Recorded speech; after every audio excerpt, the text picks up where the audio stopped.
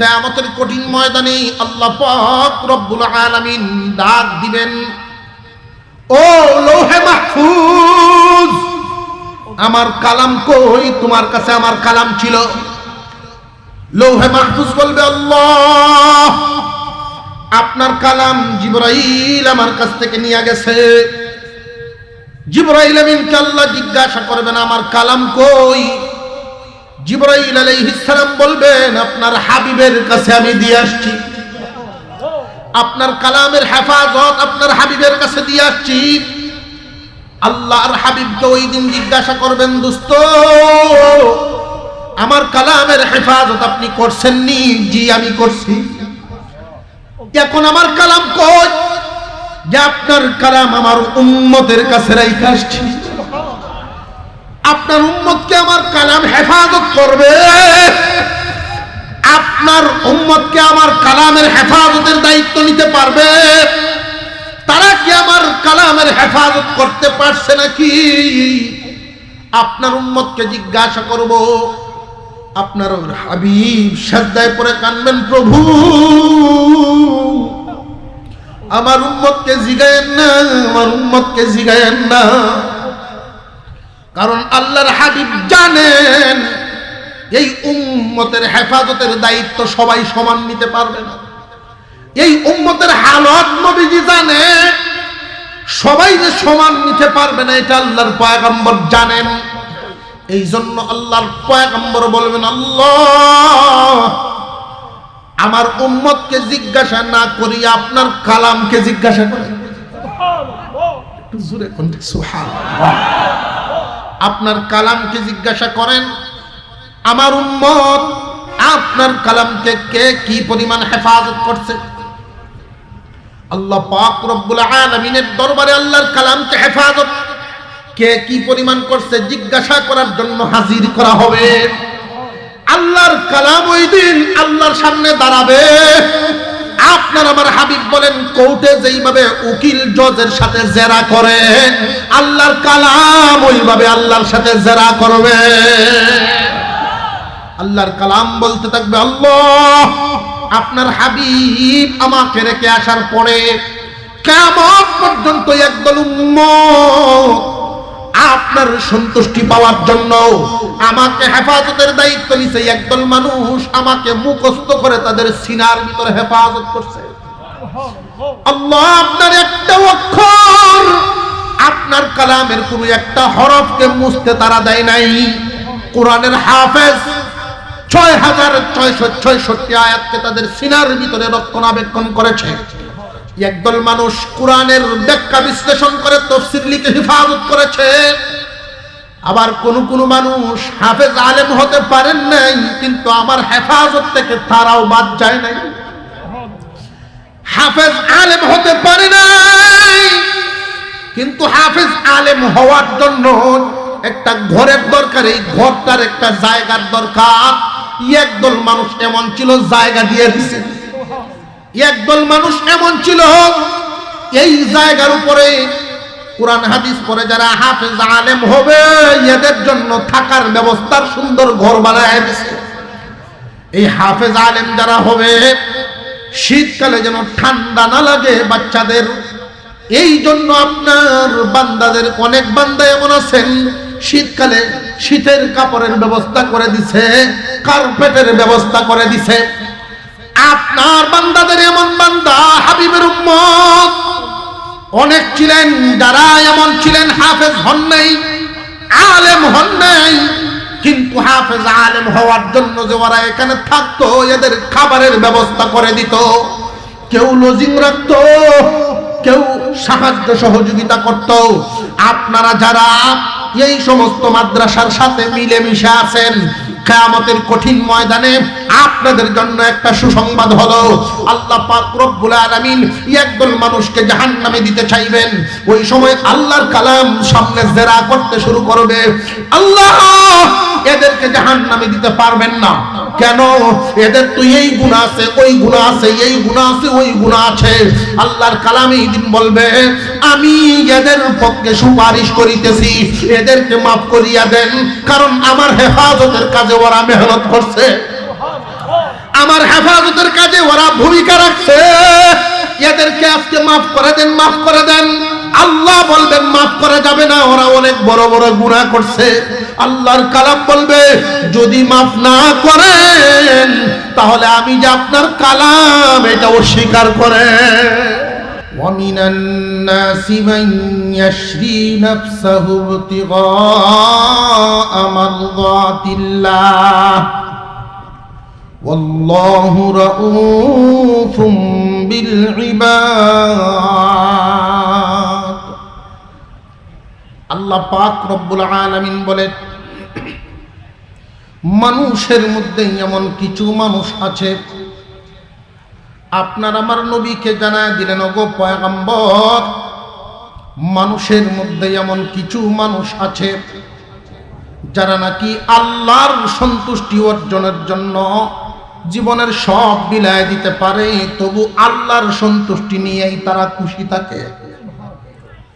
ও পয়গম্বর, আপনি এদেরকে জানায়া দেন, এদের প্রতি আল্লাহ দরদি হইয়া যান। এই আয়াতটা না আল্লাহর নবীর একজন সাহাবীর শানে আল্লাহ পাক নাজিল করেছিলেন। এই সাহাবী প্রসিদ্ধ নাম আবু সালমা। মক্কা নগরীতে আবু সালমা, সালমার বাপ হিসাবে আল্লাহর নবীর এই সাহাবী খুব পরিচিত ছিলেন। স্বামী স্ত্রীর সংসার, সুখ শান্তি আরামায়েশের কোনো কমতি নাই। দুজন একসাথে নবীজির দরবারে গিয়ে ঈমান আনলেন। কন্যা সুবহানাল্লাহ। স্বামী স্ত্রী দুইজন একসাথে ঈমান আনলেন। আল্লাহর পয়গম্বরের দরবারে মাঝে মাঝে যান, সকাল বিকাল গিয়া ক্লাস করেন, যা শিখেন পরিবারে তা চালু করেন। স্বামী স্ত্রীর ভিতরে মিল মহব্বতের কোনো কমতি নাই। তারা একসাথে খান, একসাথে ঘুমান। স্বামী যদি বাজার থেকে আসতে দেরি হয় বা কাজ থেকে আসতে দেরি হয়, বিবি অপেক্ষা করেন একসাথে খাওয়ার জন্য। এই রকম মিল মহব্বত আমরাও ছোটবেলায় দেখেছি। অনেক পরিবারের মধ্যে এমন ছিল, একসাথে খাওয়ার, একসাথে চলার মহব্বত ছিল। কিন্তু বর্তমান জামানায় দিন যত যায়, স্বামী স্ত্রীর মহব্বত তত কমিয়া যায়। স্বামী স্ত্রীর মহব্বত কমতেছে দিন দিন। এখনকার স্বামী স্ত্রীর সম্পর্ক দেখলে মনে হয় যে আওয়ামী লীগ বিএনপি, মারমুখী অবস্থা। আবু সালমা আর উম্মে সালমা, স্বামী স্ত্রী দুইজন এত মিল, এত মহব্বত, সারা এলাকায় আলোচিত। তারা এত সুখের সংসার দেখতে খুব একটা পাওয়া যায় না। দুজন যখন একসাথে নবীজির দরবারে গিয়ে ঈমান আনলেন, আবু সালমার শ্বশুর বাড়ি খুব বেশি দূরে নয়, মক্কার মানুষ খুব কাছাকাছি আত্মীয় করতেন, এটা প্রথা ছিল তাদের। মুসলমান ইমানদার ভাইরা আমার, শ্বশুর বাড়ির লোকেরা, নিজের গোষ্ঠীর লোকেরা খুব অসন্তুষ্ট হয়ে গেল। রে আবু সালমা, আমাদের বাপ দাদার ধর্ম বাদ দিয়া তুমি নিজে গিয়া আল্লাহর পয়গম্বরের হাত ধরে ঈমান আনছো, এতে আমরা খুশি না।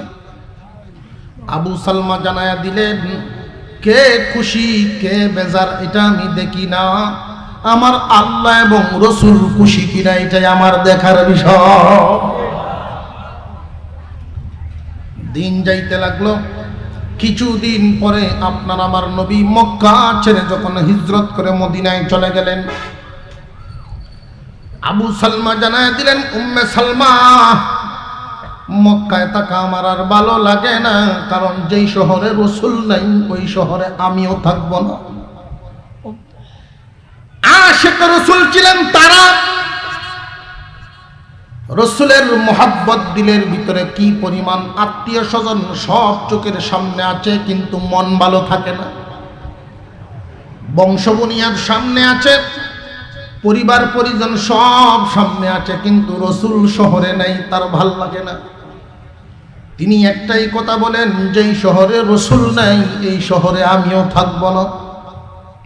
স্বামী স্ত্রী দুইজন সিদ্ধান্ত নিলেন, বাড়িঘর জায়গা জমি যা কিছু আছে সব বিক্রি করে দিয়া আমরাও হিজরত করে মদিনায় চলে যাব। কারণ সাহাবাই কেরাম বিশ্ব নবীর চেহারা দেখতে বড় পছন্দ করতেন। অনেক সাহাবী ছিলেন ঘরে যদি রান্না বান্না না হইতো, জোহরের নামাজ পড়ে সাহাবীরা মসজিদে নববীতে বসে থাকতেন। আল্লাহর নবী জিজ্ঞাসা করতেন, ঘরে যাও হুজুর, ঘরে গিয়ে কোনো লাভ নাই, খানার কোনো ব্যবস্থা নাই, এর চাইতে আপনার চেহারা মুবারকের দিকে যদি তাকায়া থাকি পেটের ক্ষুধা নিবারণ হইয়া যায়। হুজুর আকরাম সাল্লাল্লাহু আলাইহি ওয়াসাল্লাম চলে গেছেন। আবু সালমা আর উম্মে সালমা সিদ্ধান্ত নিলেন তারাও চলে যাবেন।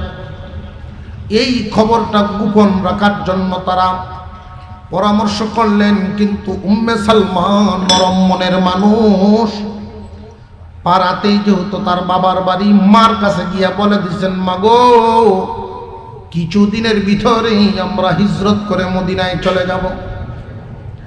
মা খুব কান্নাকাটি শুরু করলেন। এই খবর সারা গোষ্ঠীর ভিতরে ছড়ায় পড়ল। দুনু গোষ্ঠীর লোকেরা পরামর্শ করলেন যে কোনো কৌশলে এদেরকে হিজরত থেকে ফিরাইতে হবে। অনেক সময় লক্ষ্য করবেন, কোনো একটা লোক তার বিবিকে যদি বেশি ভালোবাসে, অনেক সময় ভালোবাসার কারণে গোষ্ঠী ছাড়ে, তবু ভালোবাসা ছাড়ে না। এমনকি প্রেম ভালোবাসার কারণে জীবন পর্যন্ত দিয়া দেয়, এমন ঘটনাও আছে না নাই? তারা মনে মনে ভাবতেছেন, স্বামী স্ত্রী যেই মিল মোহাব্বত, যদি আমরা একজনকে আটকায় দিতে পারি অটোমেটিক আরেকজন আটকিয়া যাইব, একজনকে যদি থামায় দিতে পারি অটোমেটিক আরেকজন থেমে যাবে। উম্মে সালমার গোষ্ঠীর লোকেরা, শ্বশুর বাড়ির গোষ্ঠীর লোকেরা আসছে, রে আবু সালমা, আমরা তোমার কাছে মেয়ে বিবাহ দিয়েছি দেশে দেশে নিয়ে ঘোরার জন্য নয়। আমাদের মেয়েকে ছেড়ে তারপরে হিজরত করবা। হিজরত যদি করতে হয় তুমি একলা যাইবা, আমাদের মেয়েকে নিয়ে যাওয়ার জন্য আমরা দিব না।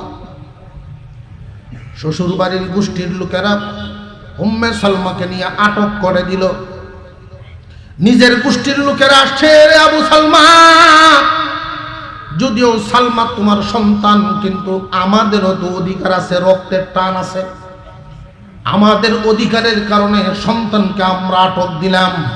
মক্কায় যদি থাকো সুন্দর পরিবার নিয়ে থাকবা, আর যদি হিজরত করতে হয়, বিবি নিয়ে গেছে তোমার শ্বশুর বাড়ির গোষ্ঠীর লোকেরাও, সন্তান রেখে দিলাম আমরা।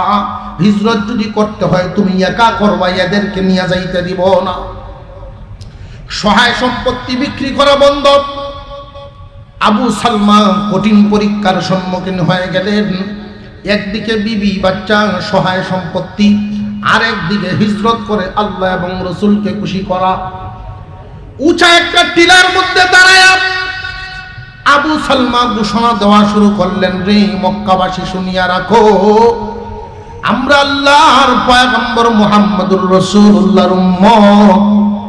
আমাদের দিলের ভিতরে বিবির মহব্বত আছে, সন্তানের মহব্বত আছে, মালের মহব্বত আছে, কিন্তু জানিয়া রাখো আল্লাহ এবং রসুলের মহব্বতের চাইতে কোনো মহব্বতেই বেশি না।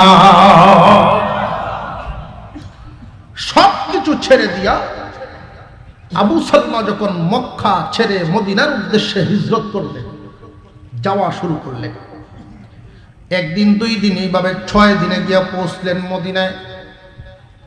টাকা নাই, পয়সা নাই, একদম খালি অবস্থায় খোলা আসমানের নিচে তিনি হাঁটেন আর চোখের পানি ছাড়েন। যেই সন্তানকে গলায় জড়ায় ধরে তিনি ঘুমাইতেন, বিবিকে নিয়ে একসাথে খানা খাইতেন, এত আদরের সন্তান, এত প্রিয় বিবি। সহায় সম্পত্তি, ব্যবসা বাণিজ্য সব কিছু ছেড়ে দিয়ে আল্লাহ এবং রসুলের মহব্বতে তিনি মদিনায় ছুটছেন। যাইতে যাইতে 6 দিনে গিয়া মদিনার গেট পর্যন্ত পৌঁছলেন। এই মুহূর্তেই আল্লাহ পাক রব্বুল আলামিন জিবরাইল আলাইহিস সালামকে বলেন, যাও সুসংবাদ নিয়ে যাও, আল্লাহর পয়গম্বরের কাছে এই আয়াত কানা আল্লাহ নাযিল করে। ও ومن الناس من يشري نفسه ابتغاء مرضات الله والله رؤوف بالعباد ও পয়গম্বর মানুষের মধ্যে এমন কিছু মানুষ আছে যারা আল্লাহ এবং রাসূলের সন্তুষ্টি অর্জনের জন্য জীবনের সব বিলায় দিতে রাজি সবকিছু চলে গেলেও মনে কোনো কষ্ট নাই আল্লাহ এবং রাসূলের সন্তুষ্টি অর্জন করার জন্য যারা সব বিলায় দেয় হুজুরে পাক সাল্লাল্লাহু আলাইহি ওয়াসাল্লাম মদিনার গেট পর্যন্ত আল্লাহর নবী চলে আসছেন দুইটা হাত বাড়ায় দিলে বলেন আবু সালমা রে অনেক লাভমানের ব্যবসা করে আসছো তুমি সব কিছুর বিনিময়ে আল্লাহর সন্তুষ্টি খরিদ করছো মদিনায় থাকা শুরু করলেন মদিনায় তিনি থাকতেছেন মানুষ হিসাবে স্ত্রী সন্তানের কথা স্মরণ হইবনি না হইতো না 10 দিন 15 দিন পরে পরে নতুন নতুন হিজরতকারীরা মক্কা ছেড়ে আসতেছে যারাই আসে জিজ্ঞাসা করেন আমার আবু উম্মে সালমা কেমন আছে দূর থেকে তিনি লক্ষ্য করে দেখেন যদি বুরকাওয়ালা কোনো মানুষ কোনো মহিলা বাচ্চা কুলে নিয়ে আসতে থাকে আবু সালমা মনে মনে ভাবতেন যে আমার বাচ্চার বিবি মনে হয় চলে আসতেছে যখন কাছে আসতো তখন দেখতেন যে না তার বিবি বাচ্চা না এইভাবে দিন দেওয়া শুরু হইল একদিকে বিবি কান্দেন আর একদিকে বাচ্চা কান্দে কোনো একটা সন্তান যত আদরই থাকুক যদি মা বাবার কাছে না থাকে দেখবেন শুকাইতে থাকে বাচ্চারও মনের ভিতরে মা বাবার প্রতি ভালোবাসা আছে না নাই বাচ্চা এক জায়গায় বিবি আর এক জায়গায় হিজরত করনেওয়ালা লোকেরা এসে যখন বলেন রে আবু সালমা আল্লাহ এবং রাসূলের সন্তুষ্টি পাইছ তোমার সালমা শুকাইছে তোমার বিবিও শুকায়া যাইতেছে আবু সালমার চোখ দিয়ে গড়গড় করে পানি পড়ে ওনার মনের ভিতরে তখন শক্ত মজবুত একটা অবস্থান আছে বিবি বাচ্চা হারাইলেও আমার আল্লাহর সন্তুষ্টি তো আমার আছে মনে বড় আশা আমার সালমার বিবি হয়তো চলে আসবে দিন যাইতে লাগলো 6 মাস চলে গেছে 6 মাস পরে দুনু গোষ্ঠীর লোকেরা বসছে বৈশা তারা সিদ্ধান্ত নিল এই বাচ্চাটাকে আর কষ্ট দিয়ে লাভ নাই মেয়েটাকেও কষ্ট দিয়ে লাভ নাই আমরা পরীক্ষা করে দেখেছি যারা মুহাম্মাদের দলে নাম লিখিয়েছে যারা ঈমান এনেছে পরীক্ষা করে দেখেছি স্ত্রী সন্তান সহায় সম্পত্তি সব চাইতে আল্লাহ এবং রাসূলের মহব্বতে এদের দিলের ভিতরে বেশি পরীক্ষায় ফাঁস বিবি বাচ্চা দুজনকে একসাথে করলো একটা কাফেলার সাথে দিয়ে দিলেন যাও মদিনায় তার স্বামীর কাছে পাঠায়া দিচ্ছি তারা একসাথে থাকো রওনা দিলেন 1 দিন 2 দিন 3 দিন যাইতেছে 6 দিনের রাস্তা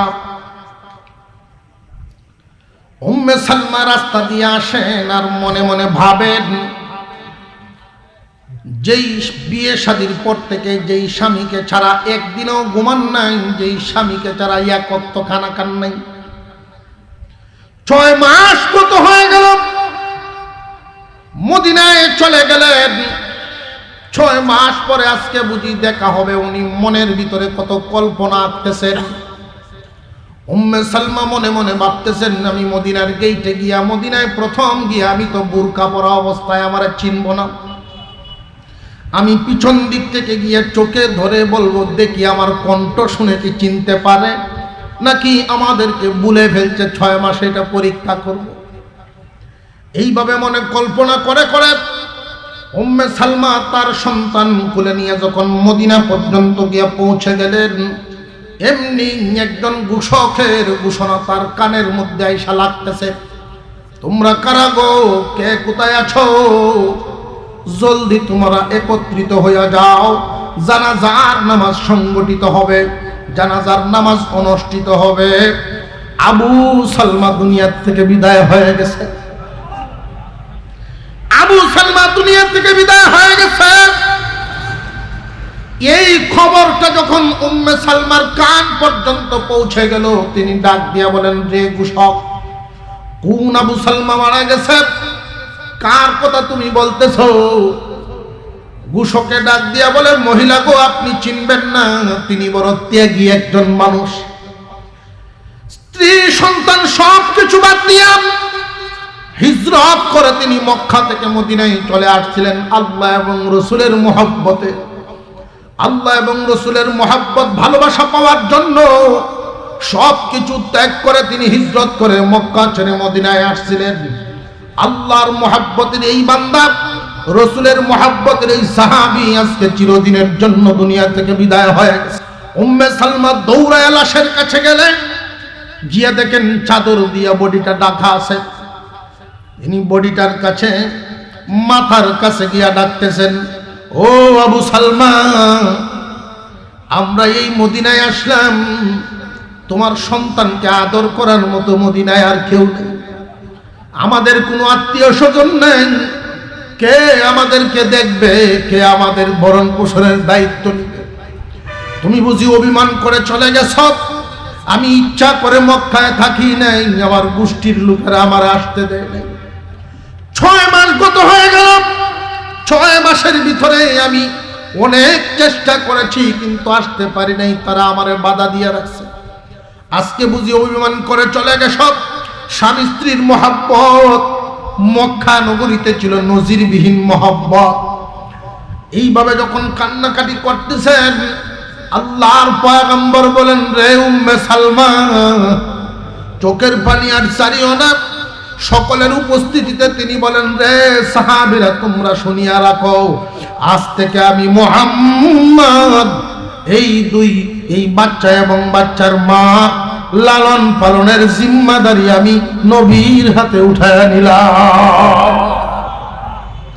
মুসলমান ইমানদার ভাইয়েরা আমার, আল্লাহর সন্তুষ্টি পাওয়ার জন্য ইমানদারের মন, সবার মনে এই ভালোবাসা থাকে না আল্লাহর সন্তুষ্টি তালাশ করার জন্য। আল্লাহর সন্তুষ্টি যারা তালাশ করেছেন, অনেক বড় বড় কুরবানিওয়ালা লোক, এই যে আমাদের মাদ্রাসাগুলো, সমস্ত মাদ্রাসা, উম্মুল মাদারিস, দারুল উলুম দেওবন্দ মাদ্রাসার শাখা প্রশাখা হলো আজকের এই দৌলতপুরের মাদ্রাসা। দেওবন্দ মাদ্রাসার শাখা প্রশাখা সকল কওমি মাদ্রাসা। এই দেওবন্দ মাদ্রাসা যখন শুরু হয়, শুরুর দিকের একটা ঘটনা, একদিনের একটা ঘটনা আপনাদেরকে শোনায় দেই। এমনি এমনি কিন্তু এই মাদ্রাসাগুলো এই পর্যন্ত শাখা গজায় নেই। অনেক ত্যাগের বিনিময়ে, অনেক কুরবানিওয়ালা লোকের ত্যাগের বিনিময়ে অনেক শ্রম ডালা লাগছে, অনেক পানি ডালা লাগছে এই গাছের গোড়াতে, এমনি কিন্তু শাখা গজায় নাই। অনেক মজবুত যে হয়েছে এটা এমনি হয় নাই, অনেক কুরবানিওয়ালা লোকের ত্যাগের বিনিময়ে। আল্লামা কাসিম নানুতুবি রহমাতুল্লাহি আলাইহি দেওবন্দ মাদ্রাসার পরিচালনার দায়িত্ব পাইলেন। সারা বিশ্বের বিভিন্ন দেশ থেকে ইলম পিপাসুরা ইলমে দ্বীন অর্জনের জন্য যাইতেন দেওবন্দ মাদ্রাসায় পড়াশোনার জন্য। এখন তো মাদ্রাসায় ছাত্ররা খুব তাড়াতাড়ি বাড়িতে আসা যাওয়া করতে পারে, আপনারাও বাচ্চাদের খোঁজখবর নিতে পারেন, সময়ে অসময়ে তাদেরকে দেখভাল করতে পারেন। কিন্তু আমাদের আকাবির যারা ছিলেন, তারা যে দেওবন্দে যাইতেন 1 মাস 2 মাস 1 বছর 2 বছরের জন্য নয়, তাদের কুরবানির ইতিহাস অনেক ত্যাগী কুরবানি, অনেক বড় বড় কুরবানির ইতিহাস। তারা যাইতেন 16 বছর 18 বছরের জন্য যাইতেন, 20 বছরের জন্য যাইতেন। বাড়ির থেকে চিঠি যাইতো, চিঠিটা খুলে পড়তেন না, বিছানার নিচে রেখে দিতেন। চিঠিটা পড়লেই বাড়ির দিকে মন চলে যেত, বাড়ির সব নকশা চোখে ভাসতে থাকবো, মনটা যেন এদিকে না যায়, চিঠিটাই পড়তেন না। এত কুরবানিওয়ালা লোক। এমনি আমাদের আকাবিররা এত বড় বড় হয়ে আমাদের দেশে আসছেন না, এমনি না, কুরবানি আছে, ত্যাগ আছে। বিছানার এক ফুটলা হয়ে যাইতো চিঠি, 16 বছর 18 বছরের চিঠি সব জমা হয়েছে। পড়াশোনা শেষ, খোলা শুরু হয়েছে চিঠি। প্রথম চিঠিটা পড়ছেন, খুব হাসতেছেন, খুশি হয়েছেন। সাথীরা জিজ্ঞাসা করছেন কি ব্যাপার, খুব খুশি হয়েছে দেখা যায়। যে হ্যাঁ, আজ থেকে 16 বছর আগের যে চিঠিটা ওইটার মধ্যে লেখা আছে বড় ভাই বিয়ে করছেন, এক ছেলে সন্তান হইছে, এই জন্য খুশি হয়েছি। এখন তো গিয়া পাইব, হয়তো এই ভাতিজাটা অনেক বড় হয়ে গেছে। পরে আরেকটা চিঠি পড়ছেন, চোখের পানি ছাড়তেছেন, কাঁদতেছেন। জিজ্ঞাসা করছে কি ব্যাপারে এখন কান্দো কেন? পরের চিঠিতে লেখা আছে তোমার আব্বা দুনিয়া থেকে বিদায় হয়ে গেছে। মনে বড় স্বপ্ন ছিল রেল লাইনে এসে নামবো, আব্বা আমারে রিসিভ করবেন, কিন্তু আব্বা নাই, পাবো না গিয়া। অনেক ত্যাগের বিনিময়ে ইলমে দ্বীন, এই ইলমের শাখা প্রশাখা মাদ্রাসাগুলো এমনি হয় নাই, অনেক ত্যাগের বিনিময়ে হয়েছে। মুসলমান ভাইয়েরা, মাদ্রাসার তালিবে ইলমদের জীবন, আমাদের জীবন, হুজুরদের জীবনটা একটু পর্যবেক্ষণ করলে দেখা যায় 7 বছর বয়সের সময় মা বাবার উর থেকে বিদায় হয়ে যায়, মাদ্রাসার বোর্ডিংয়ে থাকা শুরু হয়। যেই বাচ্চাটা মার বিছানায় থাকার কথা, কোরআন হাদিস অর্জন করবে, ইলমে দ্বীন হাসিল করবে, এই আশা, মা বাবায় তাকে ঘর থেকে বাইর করে দেয়, মাদ্রাসায় থাকে। দেখবেন সে এক সময় রাত্রিবেলায় লর বেঁধে তারা ঘুমাইতেছে, 1 ফুট 1.5 ফুট জায়গা নিয়ে নিয়ে ঘুমাইতেছে। কিসের আশায়? বাবার আদরের সন্তানটাই ফ্লোরে শুয়ে রয়েছে, কেন? আল্লাহর কালাম হাসিল করার জন্য। 7 বছর বয়সের সময় আসলো, আর কিন্তু বাড়ি ফিরা হয় না। উলামায়ে কেরামের জিন্দেগি একটা সময় যায় ইলমে দ্বীন হাসিল করতে করতে। যখন ইলমে দ্বীন হাসিল করা শেষ হয়, খেদমত শুরু হয়ে যায়, এই মাদ্রাসায় তাদের বাড়ি ঘর। মাদ্রাসায় খেদমত শুরু হয়েছে, খেদমত করতে করতে এক সময় সারাটা জিন্দেগি শেষ হয়। এই খেদমত তো আর শেষ হয় না। ওই যে 7 বছরের সময় মাদ্রাসায় ঢুকছিলেন, মৃত্যুর আগ পর্যন্ত খেদমতেই চলছে, খেদমতেই চলছে, লাশ হয়ে তারপরে বাহির হয়। মুসলমান ইমানদার ভাইরা আমার, কাসিম নানতুবি রহমাতুল্লাহি আলাইহির কাছে খবর গেল, হুজুর বোর্ডিংয়ে খানা নাই, পৃথিবীর বিভিন্ন দেশ থেকে মানুষ আসছে ইলমে দ্বীন হাসিল করার জন্য, বোর্ডিংয়ে খানা নাই, এদের খানা পিনার দায়িত্ব তো মাদ্রাসার মুহতামিমের নিতে হবে। মুহতামিম সাহেব হুজুর চিন্তায় পড়ে গেলেন। কাসিম নানতুবি, যিনি ছিলেন ভারতবর্ষের উল্লেখযোগ্য একজন আলেম, আল্লাহর ওলি, হিন্দু অধ্যুষিত দেশ, হিন্দু অধ্যুষিত এলাকায় মাদ্রাসায় দেওবন্দ। বেশিরভাগ মানুষ এই মাদ্রাসার বিরোধিতা করে, কিছু সংখ্যক ইমানদার মানুষ, দিনদার মানুষ মাদ্রাসার সাথে লেগে আছে। কাসিম নানতুবি রহমাতুল্লাহি আলাইহি এই খবরটা পায়া মাদ্রাসার হুজুরদেরকে ডাকলেন। তিনি বললেন, আপনারা একটা কাজ করেন, বাচ্চাদেরকে নিয়ে আল্লাহর কাছে কান্দেন আর বলেন আল্লাহ যেন এদের রিজিকের ব্যবস্থা করে। কাসিম নানতুবি রহমাতুল্লাহি আলাইহি নিজেও দোয়া করতেছেন। একদিন চলে গেল, 2 দিন চলে গেল, 3য় দিন কোনো ব্যবস্থা হয় নাই। বাচ্চাদের হালত হলো এমন, যার কাছে যেই পরিমাণ নাস্তা ছিল, কেউ একটু নাস্তা নিজে খাইছেন, আর একজন একটু খাওয়াইছেন, বোর্ডিংয়ে খানা নাই। অনেক গরিব ছাত্র ছিল যাদের নাস্তা দেওয়ার কেউ নাই, গাছের পাতার রস চিবায়া খায়া জীবন ধারণ করছে। কাসিম নানতুবি রহমাতুল্লাহি আলাইহি এই দৃশ্যটা যখন দেখলেন, দৌড় শুরু করছেন। কাসিম নানতুবি দৌড়েন আর কান্দেন, আল্লাহ কিয়ামতের দিন আমারে তুমি আসামি বানায় না গো। দৌড়াইতেছেন আর চিন্তা করতেছেন, আল্লাহ মনে হয় আমাকে পরীক্ষায় ফেলায় দিছেন। নিজের মালামাল যা ছিল, যা দান করার সব করে দিছে, এখন আর দেওয়ার মতো কিছুই নাই। তিনি যাইতেছেন কোন একটা কাজের সন্ধান পাওয়া যায় কিনা, কাজ করবেন, কাজের বিনিময়ে যেই পরিমাণ টাকা পাওয়া যাবে ওইটা দিয়ে বোর্ডিং করে একবার খানার ব্যবস্থা করা যায় কিনা সেই চিন্তা করতেছে। যুগ শ্রেষ্ঠ আলেম, যুগ শ্রেষ্ঠ ওলি, যার জিন্দেগিটা উনি খাটাইছেন কিতাবের পাতা উল্টায়া, উনি ছুটছেন মানুষের বাড়িতে কাজ করিয়া টাকা কামাইবেন, এরপরে তালেবে ইলমদের খাওয়াইবেন। যাইতেছেন যাইতেছেন যাইতেছেন, আবার এটাও ভাবতেছেন যারা আমারে চিনে তারা কোনোদিন কাজ দিবে না। অনেক দূর চলে গেছেন, যে এলাকায় ওনাকে চিনবে না এমন একটা এলাকায় গেছেন। যাইতে যাইতে এমন একটা জায়গায় গেলেন যেই জায়গাটা একটা সদর ঘাট ছিল। বিভিন্ন লঞ্চ, বিভিন্ন নৌকা এসে ওই ঘাটের মধ্যে বিরাইতো। কুলিরা মাল উঠানামা করার জন্য একদল নির্দিষ্ট মানুষ এখানে বসা থাকে। কাসিম নানতুবি গেলেন, গিয়া দেখেন ইচ্ছা করলে এখানে কাজ করা যাবে না। কাজ করার জন্য ঘাটটাকে ডাক দিয়া নিয়ে গেছে একদল মানুষ।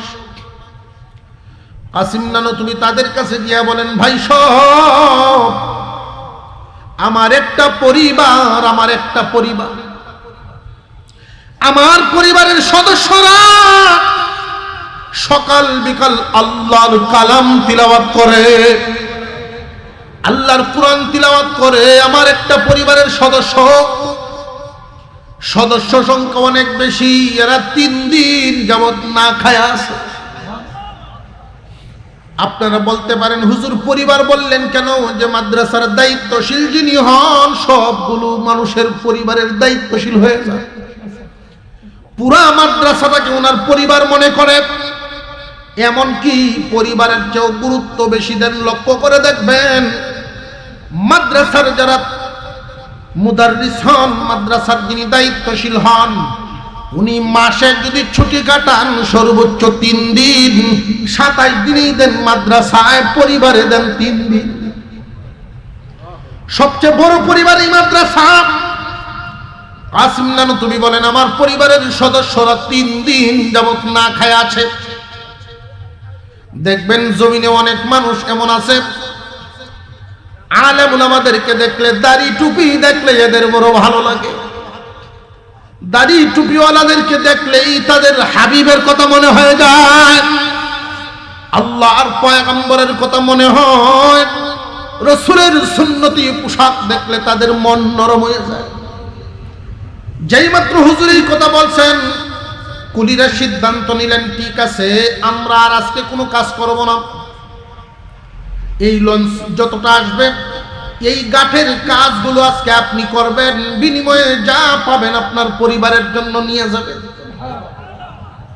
কাসিম নানতুবি রহমাতুল্লাহি আলাইহি ঘাটে অপেক্ষা করতেছেন, দেখি কোনো একটা লঞ্চ আসে কিনা বা নৌকা আসে কিনা। সময় যাইতে লাগলো, কিছুক্ষণের ভিতরেই দেখা যায় একটা লঞ্চ, 2 তলা বিশিষ্ট লঞ্চ আইসা ভিড়ছে। লঞ্চে কোনো যাত্রী নাই, ছাদের উপরে একজন মাত্র মানুষ বসা আছে।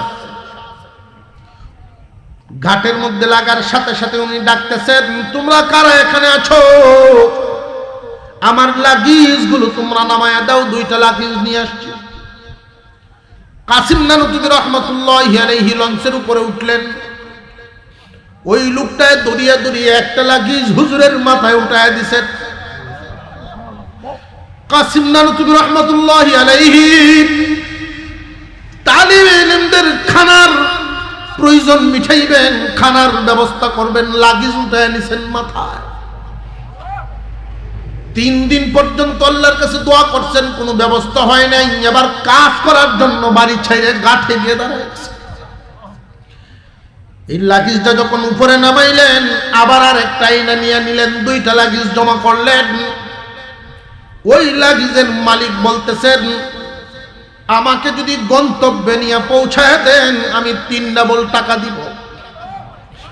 কাসিম নানুতুবি বলেন, এটাই আমার দরকার, আমার বেশি টাকা দরকার।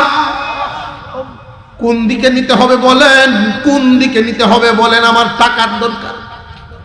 ও মুসলমান ইমানদার ভাইরা আমার, কাসিম নানুতুবির টাকার দরকার নিজের বিল্ডিং বানাইতেন না তালিবে ইলমদের খেদমত, তালিবে ইলমদের খানা ব্যবস্থা করবেন। এই জন্যই উনি এই ফিকিরে নামছেন, নিজের কোনো জরুরত পূরণের জন্য নয়, নিজের কোনো বিলাসিতার জন্য নয়। কাসিম নানুতুবির জীবন যাপন ছিল এমন, যেই পাগড়িটা উনি পরিধান করতেন এত পুরান হইতো ধরলে টুকরা এসে পড়তো হাতে। এমন সাদা সিধা জীবন যাপন। 2টা লাগেজ উনি পৌঁছায় দিবেন উনার গন্তব্যে। নানুতুবি রহমাতুল্লাহি আলাইহি জিজ্ঞাসা করলেন যে আপনার এই লাগেজগুলো কোন দিকে নিয়ে যাইতে হবে? এই লোকটাই বলেন, গন্তব্য স্থান আমিও চিনি না, তবে ওই দিকে যাইতে হবে। কাসিম নানুতুবি ভাবতেছেন, আমি তো লজ্জার থেকে বাঁচার জন্য ওই দিক থেকে চলে আসছি, এখন যদি এই লাগেজগুলো নিয়ে ওই দিকেই আমি যাইতে থাকি আর আমার পরিচিত মানুষেরা আমাকে দেখে ফেলেন, তাহলে সমালোচনার আর কোনো শেষ থাকবে না। এমনি আমি মাদ্রাসা চালাই, এটা নিয়ে কত মানুষ কত ধরনের কথা বলে। এখন মানুষেরা বলবে, কাসিম নানুতুবি এতদিনে বুঝি কুলির কাজ গিয়া লইছে, ইজ্জত বলতে থাকবে না। এমনি উনার এই আয়াত খানা স্মরণ হয়ে গেছে, ওয়ামিনান নাসি মান ইয়াশরি নাফসাহু ইবতিগাআ মারদাতিল্লাহ ওয়াল্লাহু রাউফুম বিল ইবাদ। মানুষের মধ্যে এমন কিছু মানুষ আছে আল্লাহর সন্তুষ্টির জন্য সব বিলায় দিতে পারে। কাসিম নানুতুবি আর ভাবনা চিন্তা বাদ দিয়া বলেন, আমি যাব, তবু ওই কুরবানিওয়ালা লোকদের কাতারে আমার নামটা লিখাইবার চাই। ওই ত্যাগী মানুষগুলোর পিছনে আমি কাসিম নানুতুবির নামটা লিখাই দিব। কিয়ামতের দিন যেন বলতে পারি, আল্লাহ ইজ্জত চলে গেছে, ইজ্জতের মায়া করি নাই, তবু তোমার সন্তুষ্টি চাই। লাগেজগুলো উঠায় দেন আমার মাথায়। আপনি কি নিতে পারবেন? এই 2টা লাগেজ নিতে পারবেন? খুব কষ্ট করে কয়েকজনে ধরে উঠায় দিলেন। সবাই বলতেছেন, আপনি কি নিতে পারবেন? এত ভারী 2টা লাগেজ নিতে পারবেন নাকি? কাসিম নানুতুবি বলেন, যত কষ্টই হোক আমার নিতে হবে। কাসিম নানুতুবি এই 2টা লাগেজ নিয়ে আস্তে আস্তে রওনা দিচ্ছেন। লোকটা আগে আগে যায় আর হুজুর পিছনে পিছনে যান। কিছুক্ষণ পরে এই লোকটাই বলেন, আপনি সামনে যান আর আমি পিছনে যাই। এই লোকটা পিছনে চলে আসছে, কাসিম নানুতুবি সামনের দিকে রওনা দিয়েছেন। আল্লাহ পাকের একটা সুসংবাদ হলো, যারা নাকি আল্লাহর সন্তুষ্টির জন্য জীবনের সব বিলায় দিতে প্রস্তুত হয়ে যায়, আল্লাহ এদের প্রতি দরদি হইয়া যায়। আল্লাহ পাক রব্বুল আলামিন দরদি হইলেন। কেমন দরদি, কেমন দরদি!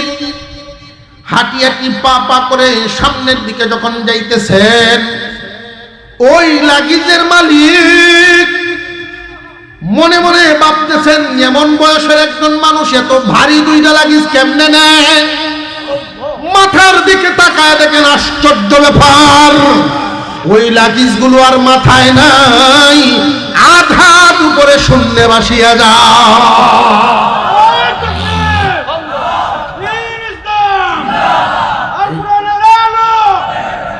লাগেজগুলো শূন্যে ভাসিয়া যাইতেছে, দেখে লোকটা আশ্চর্য হয়ে গেছে। দৌড়ায় গিয়ে হুজুরের সামনে গিয়ে বলেন, আগে লাগেজ নামান। আপনি কি মানুষ নাকি জিন, এটার পরিচয় দেন। আপনি কি মানুষ? মানুষ হইলে আপনার পরিচয় দেন। কাসিম নানুতুবির চোখ দিয়ে আবার ঘর ঘর করে পানি পড়া শুরু হয়ে গেছে। আল্লাহ, এখন বুঝি তুমি আমার পরিচয়টারও গোপন রাখবা না? আমার চেহারা তো অনেকেই চিনে না, কিন্তু নামটা তো চিনে। এই নামটাও বুঝি এখন আর গোপন থাকবেন আল্লাহ। লাগেজ গুলো নিচে নামাইলেন, লোকটায় বলেন নাম বলেন, পরিচয় দেন, জলদি পরিচয় দেন। তিনি চোখের পানি ছাড়েন আর বলেন, আমি দেওবন্দ মাদ্রাসার একজন খাদেম, দেওবন্দের একজন পাহারাদার, আমার নাম কাসেম নানতবি। যেই মাত্র নামটা বলছে লোকটা জড়ায় ধরছে আর বলে, হুজুর আমি চিনতে পারি নাই আপনাকে। এই লাগেজ গুলো তো আমি দেওবন্দের জন্য নিয়েই রওনা দিলাম, এইগুলোর ভিতরে টাকায় ভর্তি আছে। 3 দিন যাবত আমি ঘুমাইতে পারি না, মদিনাওয়ালার স্বপ্ন দেখি। হুজুর আকরাম সাল্লাল্লাহু আলাইহি ওয়াসাল্লাম, উনাকে আমি স্বপ্নে দেখছি। আল্লাহর পয়গম্বর বলেন, এই টাকা তোমার কোন দিনের কোন কামে লাগাইবা? আমার বাগানের ভ্রমর ইলমে দ্বীন হাসিল করার জন্য পৃথিবীর বিভিন্ন দেশ থেকে জমা হয়ে গেছে। কোরআন হাদিস তারা অর্জন করবার জন্য জমছে, না খায়া 3 দিন পার করতেছে, এদের কোনো খানা নাই। একদিন দেখলাম, 2 দিন দেখলাম, তৃতীয় দিন আল্লাহর পয়গম্বর আমারে ধমক মারছেন, হুজুর আমি আর সহ্য করতে পারি নাই, এই লাগেজ গুলো নিয়ে আমি রওনা দিলাম আপনার বোর্ডিং এর বাচ্চাদের খানা মিলাইবার জন্য।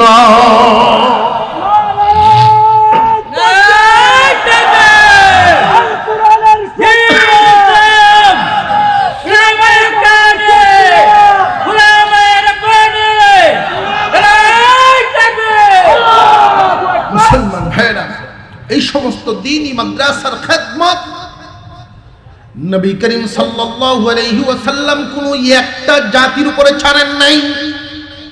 আল্লাহর পয়গম্বর চলে গেছেন, ওনার মুজিজা কুরআনুল কারীম রেখে গেছেন।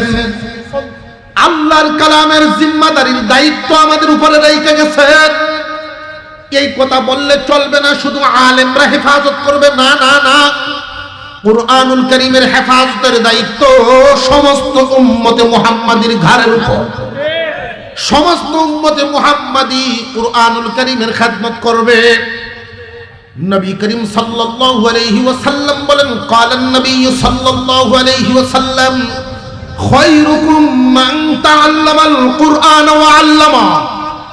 এই জমিনের মধ্যে সর্বোত্তম তারা, এই জমিনের মধ্যে যারা বসবাস করে, সব মানুষ ইমানদার নয়, বেঈমানও বসবাস করে। আল্লাহর নবী বলেন সর্বোত্তম তারা যারা কোরআন পড়ে এবং পড়ায়।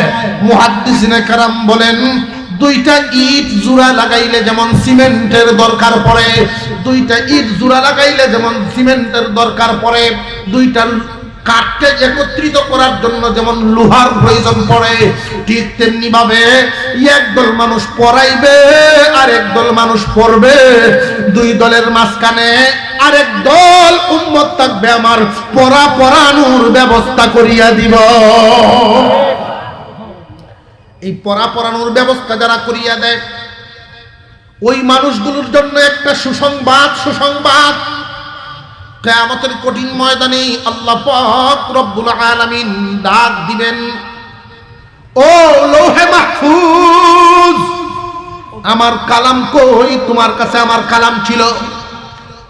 লৌহে মাহফুজ বলবে, আল্লাহ আপনার কালাম জিবরাইল আমার কাছ থেকে নিয়ে গেছে।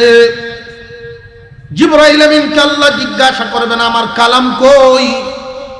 জিবরাইল আলাইহিস সালাম বলবেন, আপনার হাবিবের কাছে আমি দিয়ে আসছি, আপনার কালামের হেফাজত আপনার হাবিবের কাছে দিয়ে আসছি। আল্লাহর হাবিবকে ওই দিন জিজ্ঞাসা করবেন, দোস্ত আমার কালামের হেফাজত আপনি করছেননি? জি আমি করছি। এখন আমার কালাম কই? যে আপনার কালাম আমার উম্মতের কাছে রাইখা আসছি, আপনার উম্মতকে আমার কালাম হেফাজত করবে, আপনার উম্মতকে আমার কালামের হেফাজতের দায়িত্ব নিতে পারবে। তারা কি আমার কালামের হেফাজত করতে পারছে নাকি? আপনার উম্মতকে জিজ্ঞাসা করব। আপনার হাবিব সিজদায় পড়ে কাঁদবেন, প্রভু আমার উম্মতকে জিগায়েন না, আমার উম্মতকে জিগায়েন না। কারণ আল্লাহর হাবিব জানেন এই উম্মতের হেফাজতের দায়িত্ব সবাই সমান নিতে পারবে না। এই উম্মতের হালত নবীজি জানে, সবাই যে সমান নিতে পারবে না এটা আল্লাহর পয়গম্বর জানেন।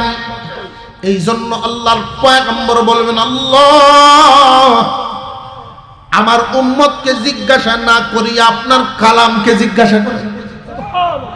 একটু জোরে কোন সুবহানাল্লাহ। আপনার কালামকে জিজ্ঞাসা করেন। আমার উম্মত আপনার কালামকে কে কি পরিমাণ হেফাজত করছে? আল্লাহ পাক রব্বুল আলামিনের দরবারে আল্লাহর কালামকে হেফাজত কে কি পরিমাণ করছে জিজ্ঞাসা করার জন্য হাজির করা হবে। আল্লাহর কালাম ওই দিন আল্লাহর সামনে দাঁড়াবে। আপনার আমার হাবিব বলেন, কোর্টে যেইভাবে উকিল জজের সাথে জেরা করে, আল্লাহর কালাম ওইভাবে আল্লাহর সাথে জেরা করবে। আল্লাহর কালাম বলতে থাকবে, আল্লাহ আপনার হাবিব আমাকে রেখে আসার পরে কিয়ামত পর্যন্ত একদল উম্মত আপনার সন্তুষ্টি পাওয়ার জন্য আমাকে হেফাজতের দায়িত্ব নিছে। একদল মানুষ আমাকে মুখস্থ করে তাদের সিনার ভিতরে হেফাজত করছে। আল্লাহ আপনার একটা অক্ষর, আপনার কালামের কোন একটা হরফকে মুছতে তারা দেয় নাই। কোরআনের হাফেজ ৬৬৬৬ আয়াতকে তাদের সিনার ভিতরে রক্ষণাবেক্ষণ করেছে। একদল মানুষ কোরআনের ব্যাখ্যা বিশ্লেষণ করে তাফসীর লিখে হেফাজত করেছে। আবার কোন মানুষ হাফেজ আলেম হতে পারেন নাই, কিন্তু আমার হেফাজত থেকে তারাও বাদ যায় নাই। হাফেজ আলেম হতে পারে নাই, কিন্তু হাফেজ আলেম হওয়ার জন্য একটা ঘরের দরকার, এই ঘরটার একটা জায়গার দরকার। একদল মানুষ এমন ছিল জায়গা দিয়ে দিছে। একদল মানুষ এমন ছিল এই জায়গার উপরে কোরআন হাদিস পড়ে যারা হাফেজ আলেম হবে এদের জন্য থাকার ব্যবস্থার সুন্দর ঘর বানায় দিছে। এই হাফেজ আলেম যারা হবে শীতকালে যেন ঠান্ডা না লাগে বাচ্চাদের, এই জন্য আপনার বান্দাদের অনেক বান্দা এমন আছেন শীতকালে শীতের কাপড়ের ব্যবস্থা করে দিছে, কার্পেটের ব্যবস্থা করে দিছে। আপনার বান্দাদের এমন বান্দা হাবিবের উম্মত অনেক ছিলেন যারা এমন ছিলেন হাফেজ হন নাই, আলেম হন নাই, কিন্তু হাফেজ আলেম হওয়ার জন্য যে ওরা এখানে থাকতো এদের খাবারের ব্যবস্থা করে দিত। কেউ লজিং রাখতো, কেউ সাহায্য সহযোগিতা করত। আপনারা যারা এই সমস্ত মাদ্রাসার সাথে মিলেমিশে আছেন, কিয়ামতের কঠিন ময়দানে আপনাদের জন্য একটা সুসংবাদ হলো, আল্লাহ পাক রব্বুল আলামিন একদল মানুষকে জাহান্নামে দিতে চাইবেন। ওই সময় আল্লাহর কালাম সামনে জেরা করতে শুরু করবে। আল্লাহ এদেরকে জাহান্নামে দিতে পারবেন না। কেন? এদের তো এই গুনাহ আছে, ওই গুনাহ আছে, এই গুনাহ আছে, ওই গুনাহ আছে। আল্লাহর কালাম এই দিন বলবে, আমি এদের পক্ষে সুপারিশ করিতেছি, এদেরকে মাফ করিয়া দেন, কারণ আমার হেফাজতের কাজে ওরা মেহনত করছে, আমার হেফাজতের কাজে ওরা ভূমিকা রাখছে। এদেরকে আজকে মাফ করে দেন, মাফ করে দেন।